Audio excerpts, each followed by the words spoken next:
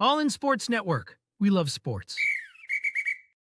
It is Friday, February 21st, right here on your daily fix for all things Texas Longhorns, brought to you by Rogue Sports Network. I'm Tanner Carlson. That is Jake Jimerson. This is All In Horns. We drop these episodes Tuesday through Saturday, dropping at noon on YouTube and where all podcasts can be heard. And we please encourage everybody to like, share, and subscribe. We appreciate all the interactions that we do get. We are still looking to grow, and we are still looking for your input to help us grow. So whatever you want to hear, whatever you want to see us do, we can definitely do that for you. But yeah, we want to hear from you, the fans, of what's going on. So we broke news yesterday. You heard it from us first, even though we dropped the episode at noon the following day. But while we were recording yesterday's episode, the news that Chad Scott had been hired. So we didn't have really any time to kind of do any type of research while we were on air. We had about 5 minutes left in our show whenever that news dropped. And so gathered ourselves, did a little bit of research, and Jake, you and I both very impressed with the hire and very excited for what's to come at the running back position. Yeah, I mean, we briefly mentioned that he was the only coach retained whenever the new coaching staff came in West Virginia. Typically gives you a pretty good idea of what is thought about that guy. But also, you look at West Virginia's running stats of when he came in, they were almost dead last in the entire country. They built up to one of the top rushing attacks in the entire country come 2023. They improved every single year. They were also a pretty good rushing attack in 2024. Also, he developed Jaheim White and CJ Donaldson now at Ohio State. In the last 2 years, they ran for just under 3,300 yards, 33 touchdowns. And then in 2023, they were number one in rush yards a game out of all the Power 4 teams. Wow. At 229 rushing yards a game. And seems like a very highly respected hire. Just as far as his coaching history, his experience in the NFL. It's been well received by Longhorn fans, mostly, like 98% of them. The few that are like, I don't know about this hire just because they see West Virginia in the name, are getting a laundry list of fans underneath them explaining why it's a good hire. And then they quickly quote tweet themselves and go, okay, my emotions ran high because of Tashard Choice. I'm getting cooked now. And well, shout out to Longhorn fans. Well done. Yeah, you know, I don't compliment our fan base very often, but well done. We did good on this one. Yeah. And, you know, it just brings to the point of don't tweet something out until you actually research it if you don't know. A little Google goes a long way. You know, a Google search here and there, it takes 10, 15 minutes to figure it all out and put it all together. It took us no time at all. It took us like 20 seconds to at least get an idea of like, okay, this guy's probably, and also you should probably give Sark the benefit of the doubt at this point. At this point, CDC and Sark probably know what they're doing, I would think. Yeah. And so just give them the benefit of the doubt. And so, yeah, this, It seems like a really good hire. I trust that. Also, again, I'm going to trust Sarkisian, but even when you just look at it from a number standpoint, from kind of how he helped transform that West Virginia running game, granted, he's not the only one doing that. Coordinators, everything matters, but still, seems like a home run hire and someone that, you know, it's going to come in and maybe bring someone along with him. I would take Jaheim White. You know, I'm just going to put that out there. You know, I would take him on the Longhorn roster. I have never been one to say, "Oh, we're good at quarterback. Oh, we're good at running back. We don't need anyone." Talent is talent. Look at Ohio State. You think they needed Quinshon Judkins? You think they needed Judkins to transfer from Ole Miss? No, they didn't need him. They got him, and it made them that much better. So. Yeah, I'll take all the talent you can get. Yeah, CJ Baxter's coming back. That's cool. Yeah, Trey Wisner's coming back. Yeah, great. Bring them on. Bring all the talent you can at that room. I don't care who it is. If there's one lesson we should learn from this last season, it is that. Yeah. Because the running back, even with Wisner kind of stabilizing things, Blue, was hit and miss mainly because of ball security issues during the year. Gibson was limited in what he could do, what he Mhm. could bring to the scheme as a true freshman, to be fair. And he's going to be a guy that I'm really excited to see how he develops. But all it takes is a couple injuries. Yeah. And then We saw that guys last are going to year. get banged up during the season because your goal is to play essentially 17 games now, roughly. Mhm. And so with all that, you know, we saw during the middle of the season where they just kind of had to stop running the ball because you couldn't risk putting too much mileage on your backs. And everyone's freaking out, why aren't they running the ball more? Well, because Wisner was banged up, Blue was banged up, Gibson was banged up, and that was all you had. And you had Quinn Ewers getting banged up. Yeah. And And so so they were very limited yeah. in play calling for, a stretch of weeks where they managed to game plan around it really well, which might have been one of the more impressive things from Sarkisian this past season. But Yeah. you don't want to be in that situation again. So you take in talent. We don't know if Jaheim White's actually going to transfer, but supposedly he reacted to the hire and Maybe, hey, seemed maybe there might be some whispers and some murmurs that, it happens and we would possibly be the favorite for him to join. Who knows? X the Everything app has never lied. It's pretty much 100% true. Whenever you control the media, it's almost a guarantee. Jake, something that's not on our doc that I wanted to just shout out real quickly, and this kind of falls into Texas football. NFL Combine, Texas had 14 players that got invited to the Combine. Will all 14 participate? I don't know. I don't know what the injury status is. A lot of players these days tend to sit out of the Combine due to whatever restrictions that they might have. And a lot of them just participate in their pro day. With that being said, only one other program had more players get invited to the Combine. That was Ohio State. And only one other team had the same amount as Texas, and that was Georgia. So the two teams that had the most NFL talent getting invited to the NFL Combine were the only two teams Texas lost to. I would take it as a pretty good compliment as to where Texas stacks up and lines up in college football right now. Or what some fans are hearing go through their ears right now is that means Sark can't beat anyone that is equal or better. Well, there's only one or two teams that are equal or better than Sark. So, I mean, I'll take it. Yeah, and also, I mean, those were all three. Well, the first Georgia game, not as much, even though it did become a one-score game going in the fourth, but other two games were down to the wire. Yeah. Texas very well could have beaten Ohio State. They were the only team in the playoffs that actually threatened to beat Ohio State at any point. That was the national championship game. Yeah. I think most people, even non-Longhorn fans, would agree that was the national championship game. No disrespect to Notre Dame, but just from a talent perspective and how the game actually played out, they seemed like they were fairly even teams. Yeah.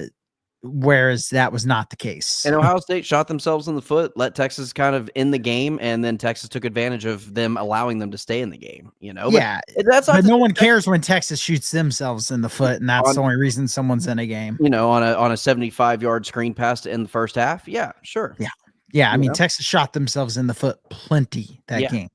They shot themselves in the foot against A&M, still won that game. I mean, that game should have been a 30-point game. Arizona State should have never been in that game. The officials trying to fix that game for Arizona State. Never forget that. There's only one penalty, though, that ever gets talked about in that game, and that was the non-call against Michael Taft, Mookie, on the which wasn't a targeting, by the way. I'll stand by that for forever. With all that being said, Jake, we've got some big college football news that released. And now this is just being reported. He's got viable sources. This is from Yahoo Sports, Ross Dellinger from Yahoo Sports. And this news may drop within the next couple of weeks and be confirmed in the college football landscape. So it's been talked about on other college football podcasts that this article has come out. And so it seems to be pretty legit. And I wanted Jake and I to basically spend this episode talking about it since we are kind of in a dead point in the sports world, if you will. And so here's how it goes. For anybody who's interested, the expansion of the college football playoffs to 14 to 16 teams, building a lot of momentum, not for 2025. That can't be touched, but for as soon as possible in 2026. This news should be announced in a couple of weeks is kind of what they're expecting, and how this is going to work. We're going to try to lay the foundation here and then give more details as we go. The SEC and the Big Ten basically kind of strongholded the NCAA and the other commissioners, the other 10 conference commissioners, including Notre Dame as well as an independent, of saying, if you don't sign off on us getting more power and more decision making and how the college football playoffs is going to work, we're going to just move on and we'll poach other teams. We're going to create our own league, and it'll be the Big Ten versus the SEC, and we'll have 20 teams in our conference, 20 teams in their conference. We'll create a schedule and we'll move forward with the playoffs in our own way. And they were so threatened and scared that they were actually going to do that they granted them that power of having more control of the college football playoffs. So that's exactly what they did, granted them that power. Once this contract is up in 2025 and 2026, the Big Ten and the SEC are going to use that power and now essentially extend the playoffs to 14 or 16 teams. And in the 16 or 14 team playoff that they're going to expand upon in 2026, it would then put 4 automatic bids for the SEC, 4 automatic bids for the Big Ten, automatically get in. And then you've also got 2 from the ACC, 2 from the Big 12. If you're doing the math, you're holding up with me here.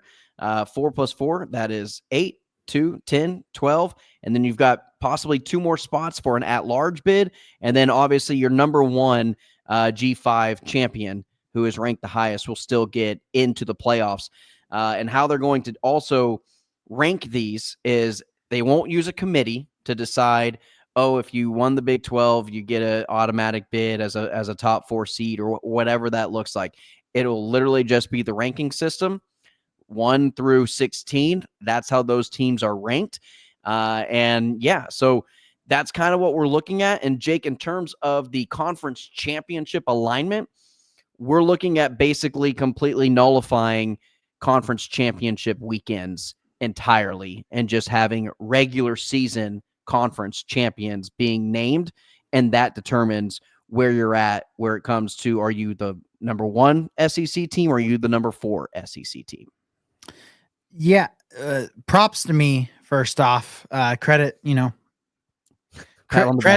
me for calling this since week 1 of the podcast. It was pretty early on. I have been on this just from reading, and granted, it's not me formulating this in my mind. It's trusting smart people's opinions on who actually know what's going on. And yeah, I mean, this to me has been pretty obvious that this was going to happen. It's been written before it ever happened by people who are in the know, that this is roughly what was going to happen. It was going to be expanded to 16 teams. The SEC and the Big Ten were going to have more control. There was just details that had to be figured out, which one of them was what to do with conference championship weekend. I kind of said a few weeks ago, even in the 12-team system, do you really have the conference championship weekend? Because at this point, the season's getting so long for these teams. It's just, it's another game. That, and it's also, I mean, you're telling me Oregon wouldn't have rather had Penn State's, track to the national championship than them. It just was a flawed system in how they had set it up. And I kind of don't mind them just saying, look, we'll have a regular season conference championship, or not even a championship game, but a regular season conference champion. Very similar to what they do in basketball. You have your regular season conference champion, and then you go play the tournament, and then you have the tournament champion. But instead of doing a tournament or a championship game, you just have whatever your final standings are. And it was something that the Big 12 actually attempted to do a few years ago whenever they nixed the Big 12 championship game. Yeah, maybe the Big 12 was ahead of everyone. But a lot of people are going to hate this, but my thing is this probably should have been the system, because it's the system at every other level of football. That will forever be the basis of my argument behind the playoff. I agreed with Mike Leach's speech about it, which was why are we the only, level of football that is done this way? Back when it was the BCS, he's like, Well, you look at high school, and high school has, a big playoff system. You go to Mhm. Division 3, you go to NAIA, you go to Division 2, you go to Division 1 FCS, you Yeah. go to the NFL. Literally every other level of competitive football has it. And for some reason, there's a lot of purists out there who are like, no, I need my Big 12 championship game. And then, only two teams play for the national title ever, Right. Yeah. it, and I that's just not how I think. I don't think it's going to change much who, your top teams are going to end up being, your top 8 or 4, but I still prefer to have a real playoff And system because that's how the sport is played everywhere else. and here's where I kind of fall on 14, 16. Make it 16. Don't go 14 and then in 2 years add more on to 16 and now you're changing the system yet again. Just go to 16 and let's keep it at 16 for a little while anyway until we figure out this system and it's in everybody's brain. This is how the sport works. And we don't have to revisit this. We don't have to have different conversations. And if it's a 16 team, I did not mention this before, there would be no bye weeks for a 16-team playoff. Now, in a 14-team playoff, it would be the top 2 teams, your 1 seed, 2 seed, would get a bye week, let the first round play out, and then you play those games. In a 16-team playoffs, you're getting 8 teams eliminated. Boom, round 1. You've got half the field essentially eliminated. Yeah. And to me, the writing is already kind of on the wall. Here's what's going to happen. It's going to be a 16-team playoff for, I do think, a while. I think they'll let it go for 8 to 10 years, maybe less. I doubt more than that. And then they're going to copy the FCS model. The FCS model is 24 teams, top 8 teams get a bye. And I think that's ultimately where we'll end up. And I don't think it'll ever expand across that because you are limited what you can expand to for football because you can't just keep adding infinite amount of football games on players' bodies. That's just, it's not the sport that you can mess around with that on.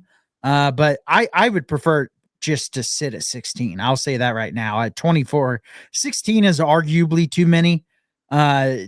Depending where you kind I of fall. personally like 12 in just a different format. But if we're going to expand, if expansion is inevitable and there's nothing I can do about it, don't do 14. Just make it 16 because you know you're going to jump up to 16 eventually. So just do it now. Just skip the 14 step and just go straight there. If I was doing it, it would be a 12-team playoff. It would be the same exact format.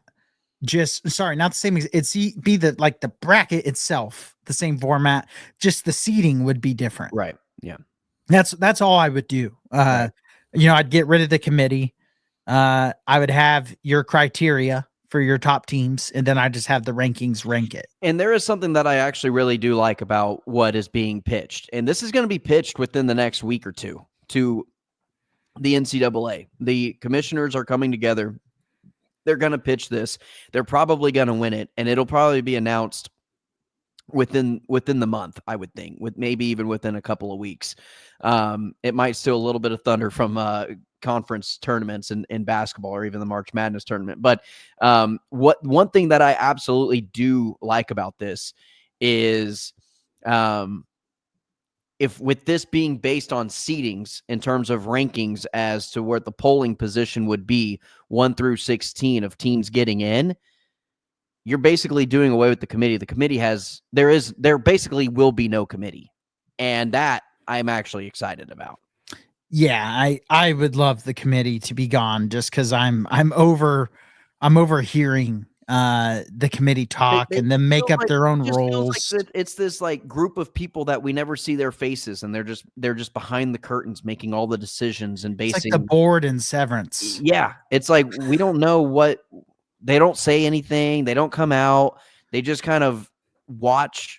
I don't even know if they watch college football based on some of their rankings.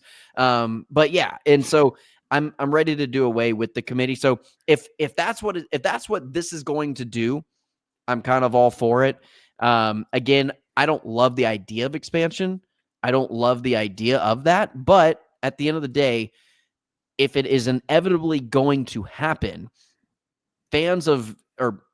haters of the Big Ten and SEC are going to absolutely despise this. I mean, the Big 12 is already complaining. The ACC is already complaining, but they're kind of held hostage by the SEC and by the Big Ten because not only do they hold all the power, but their conferences are just bigger and better. I mean, you just saw it this season on perfectly and displayed perfectly. If you're the Big also, I don't know. You want to me, you're getting more teams in. You want the 4 seed in the Big 12 to be in the college football playoffs? Yeah, I mean, you're not putting in the top 4 Big 12 teams in the playoffs. So I honestly, this is early. My opinion could change, but just kind of based off the rumored criteria to make it, how many automatic bids there are from conferences and such, I think it's pretty fair. I think it's fairly spot on to a point of how you should do it. Again, now, whether my opinion changes when we see it play out, I don't know, but at face value, it seems like an improvement system-wise from where we are with the 12 team right now. Again, I would keep it at 12 and just implement some of the same stuff, but I do like the set criteria. I like getting rid of the committee. And at the end of the day, I'm going to watch every damn game. Yeah. And lastly, Jake, one thing that I didn't mention previously that are in the notes, and I'm glad I wrote it down, this would force the SEC essentially to play 9 conference games in their regular season. And then also there would be an agreement to incentivize financially these 2 conferences, the Big Ten and the SEC, to play each other non-conference wise with the new TV deal with ESPN, where you're going to be getting Florida playing Penn State on a regular basis. You're going to be getting Alabama taking on USC on a more regular basis. You're going to be getting Oregon taking on Texas non-conference games regularly within this format, because these two conferences are now going to be almost a partnership of TV revenue, and it's not going to hinder them playing against one another non-conference and their ability to make the college football playoffs in the postseason. Yeah, which Texas already does already. So that won't change Texas much, but A&M fans are going to throw bottles on the field that they don't get to play Prairie View A&M 4 times in a row. Stick to their stomach that FCS teams are off the table. That's like half their wins over the last decade. I mean, if you actually go back, it actually kind of is like half of their wins against FCS opponents.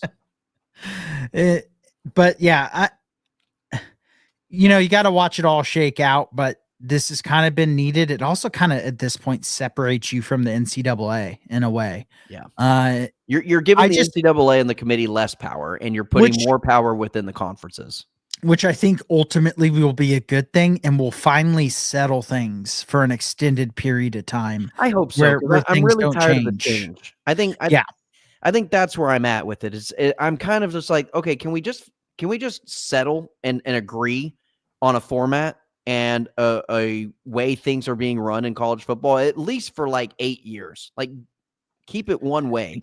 Just do it a decade. And honestly, you could ride the 16-team playoff into the sunset and never change it. Again, I think they'll copy the FCS eventually, but I would just keep it at 16. I mean, I think we're eventually going to be headed to an NFL style season within college football, where we'll have 2 major leagues and they'll end up playing the champion of one league will play the champion of the other league for the national championship.